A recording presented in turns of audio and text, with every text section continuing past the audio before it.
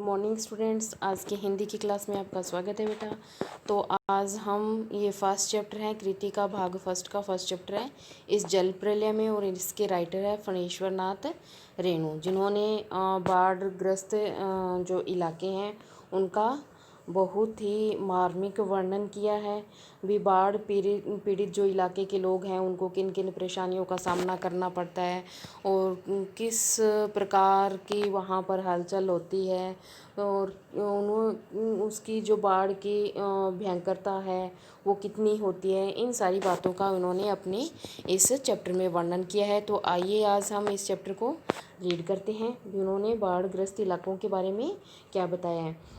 तो लेखक फणेश्वर नाथ जी कहते हैं कि मेरा गांव एक ऐसे इलाके में है जहां हर साल पश्चिमी, पूर्व और दक्षिण की कोसी जो नदियां हैं, पनार है, महानदी और गंगा, इन नदियों से जो बाढ़ से पीड़ित प्राणियों के समूह आकर पनाह लेते हैं, इनकी वहाँ पर शरण लेते हैं। किन नदियों के जो का बाढ़ग्रस्त इलाके जो कौन कौन से हैं, जो कोसी, पनार, महानदी और गंगा है।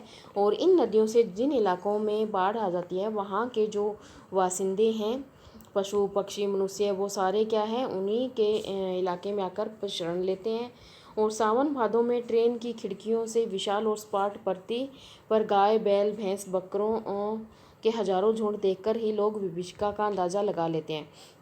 लेखक आगे कह रहे हैं कि हम जब ट्रेन से सफ़र कर रहे होते हैं, ट्रेवल कर रहे होते हैं, तब क्या है, उसकी खिड़कियों से ही सपाट परती भूमि कौन सी होती है, जहाँ ऊंची और भूमि होती है, जहाँ पर खेती जो जुताई बुहाई नहीं की जाती, सपाट मैदान होते हैं थोड़े ऊंचे, तो वहाँ पर हम पशुओं के जो हजारों संख्या में गाय भैंस जो बकरियाँ हैं, इनके झुंड देखकर और वहाँ भी जो बाढ़ की भयंकरता है उसका अंदाज़ा लगा सकते हैं। परती क्षेत्र में जन्म लेने के कारण अधिकांश लोगों की तरह मैं भी तैरना नहीं जानता।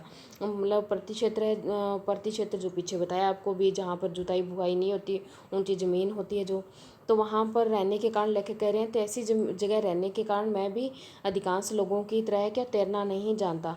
किंतु 10 वर्ष की उम्र से पिछले साल तक बॉय स्काउट, मतलब जब क्या लेखक कह रहे हैं भी 10 साल की उम्र से लेकर इन्होंने क्या है, स्काउट बॉय जो है, स्वयं सेवक है, राजनीतिक कार्यकर्ता और रिलीफ वर्कर की हैसियत से बाढ़ पीड़ितों के क्षेत्रों में काम करता आ रहा हूँ 10 साल से। और लिखने की बात क्या है भी, लिखने की बात में तो यह है कि हाई स्कूल से लेकर अब तक की उन्होंने कुछ रचनाएं लिखी हैं, तब तक इनके लिखने का कार्य के बारे में बताया भी। हाई स्कूल में बाढ़ पर लेख लिखकर प्रथम पुरस्कार पाया था, और तब से लेकर धर्म युग में कथा दशक के अंतर्गत बाढ़ की पुरानी कहानी को नए पाठ में प्रस्तुत कर चुका हूँ।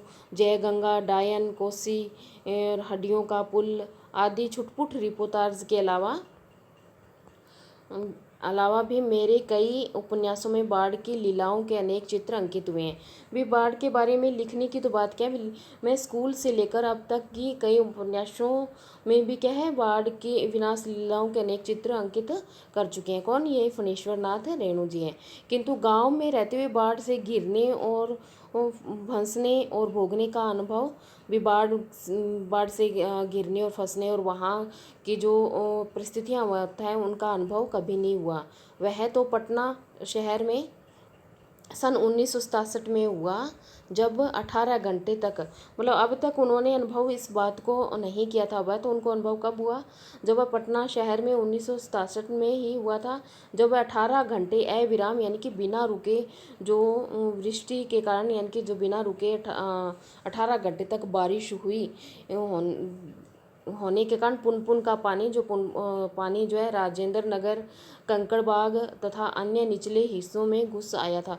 जो नीचे के हिस्से थे वहां तक क्या इतनी बारिश होने के कारण पानी घुस आया था, अर्थात बाढ़ को मैंने भोगा भी। तब मैंने जब 1967 में बाढ़ को मैंने भी भोगा, जब बारिश ज़्यादा हुई उसके कारण निचले इलाकों में पानी भर आया था। शहरी आदमी की हैसियत से इसलिए इस बार जब तक बाढ़ का पानी प्रवेश करने लगा, किसकी हैसियत से, शहरी आदमी की हैसियत से भी, वहाँ पे शहर में रह रहे थे आम नागरिक, उनकी हैसियत से तब उन्होंने क्या, बाढ़ का पानी प्रवेश करने लगा, पटना का पश्चिमी इलाका छाती भर पानी में डूब गया। तो हम घर में ईंधन, आलू, मोमबत्ती, दियासलाई, पीने का पानी और कंपोज की गोलियां जमाकर बैठ गए और प्रतीक्षा करने लगे।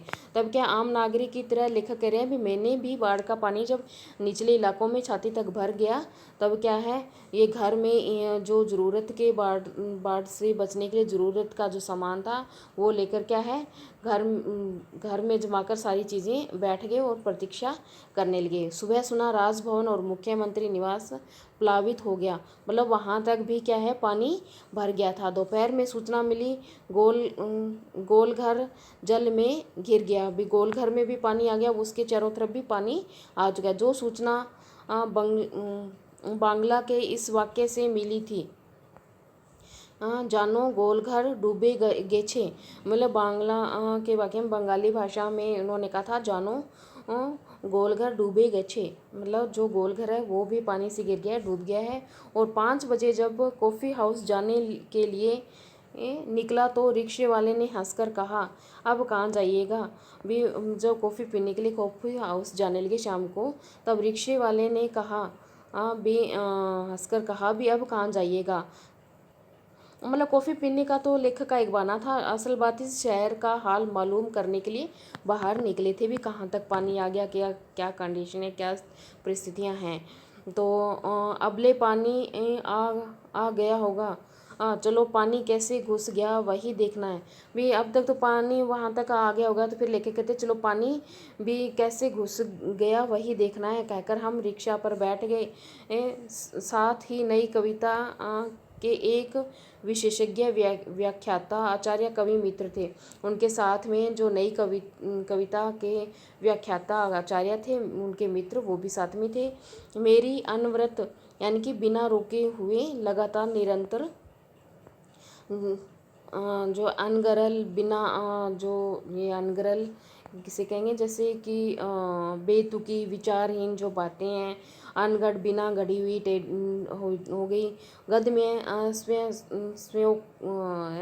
स्वयंगतोक्ति यानी कि स्वयं के साथ बातें करना, स्वयं अपने आप में ही स्वयं के साथ उक्ति करना, बातें करते रहना से कभी बोर नहीं होते हैं।